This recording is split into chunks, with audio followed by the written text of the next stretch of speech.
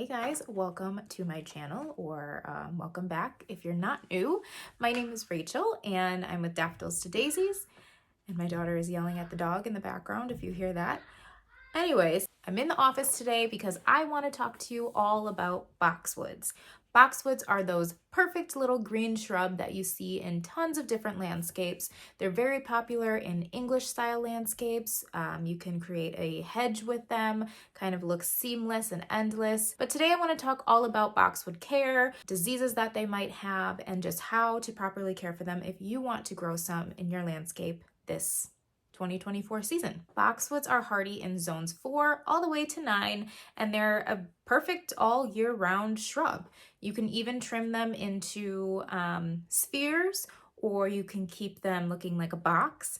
Or if you don't trim them at all, they can grow as high as 20 feet. As far as watering goes, boxwoods really like to be watered regularly. They don't want to sit in a pool of water. They don't want their soil to be soggy. So just make sure that wherever you're planting them, when you are watering them, that they have good drainage. As far as fertilizing goes, you can use Espoma Biotone. I really like that brand and that product. And you can also use plant tone. At our last house, I would put some plant tone around the base of the shrub in the spring, and then again once later in the year. You technically don't have to. You can just do it once a year and they'll be fine. And I know some people don't even fertilize them at all and they're still fine. When pruning them, you can lightly trim them as needed. If you look inside and see any dead branches, you can always trim those off. Thank you. I have an assistant giving me papers to read.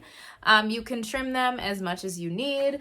And I guess just when they look dead, I would trim away the dead. There are many different varieties of boxwoods. Proven Winners, which is a brand that we all know and love. They have Winter Gem, they have Sprinter boxwoods, and the Winter Gems are really good if you're in zone 5, Wisconsin, like I am. So now I just want to talk about some of the diseases that boxwoods might have. Yellowing of the leaves in the wintertime is probably the most common. At our last house, I had that happen and I just trimmed them away as needed, and they always made it through.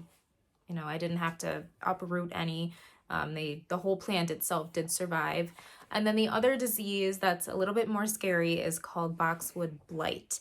I have never seen that in my neighborhood where I live, but I know that, but I know that in some other areas they have. And when you have boxwood blight, you got to get rid of that boxwood. I think they actually suggest you cover the boxwood and remove it, and like possibly the ones next to it, because it is a very serious disease that can affect all of the boxwoods in your neighborhood if you don't take care of it. The boxwood blight is caused by a fungal infection, and I'm gonna link an article down below that explains it way better than I ever could. Overall, boxwoods are super easy to maintain, and I think that they look perfect in every landscape.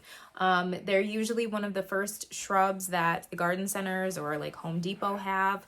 And I know our local Home Depot has some right now. Another area that boxwoods look great is in containers. I actually have 2 boxwoods on my front porch. I planted a whole bunch of pansies and I think it's called spring alyssum all around them, and put a couple fake branches in there if you saw the video from yesterday. So yeah, they do great in containers. They do great in the landscape. They look beautiful trimmed into spheres or into a large hedge. And then last but not least, you can also trim boxwoods into topiaries. So if you see those beautiful English style topiaries, those are boxwoods. So I hope this gave you a little bit of information. Maybe it was new, maybe it wasn't, all about boxwoods. I'm going to be planting way more because we just built our house. We're in Wisconsin, zone 5.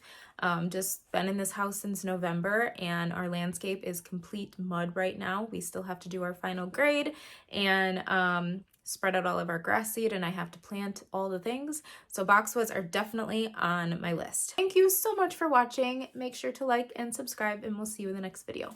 Bye.